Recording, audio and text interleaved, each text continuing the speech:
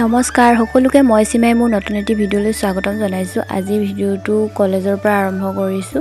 কলেজত বিহু পাতিবলৈ লৈছে যেহেতু বহাগ বিহু পালেহি আৰু সেইবাবে আমি নাচনী কেইজনীয়ে বিহু প্ৰেক্টিছ কৰাত লাগিছো। 11 তাৰিখে বিহু পাতিব আৰু হেয়ে আমি বিহু প্ৰেক্টিছ কৰি আছো।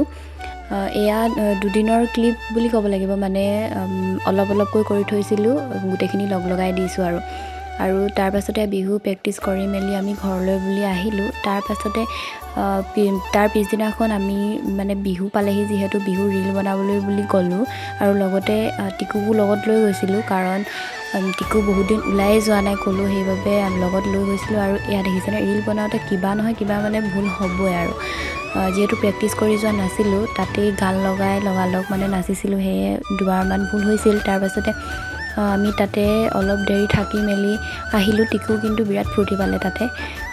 অলপ মাজে মাজে ভুল হৈ গৈছিলে, সেয়ে কেইবাবাৰো আমি বনাব লগা হৈছে। তাৰ পাছতে ঘৰলৈ বুলি আহিলোঁ, কাৰণ ঘৰত মানুহ ৰৈ আছিলে মোৰ বাবে।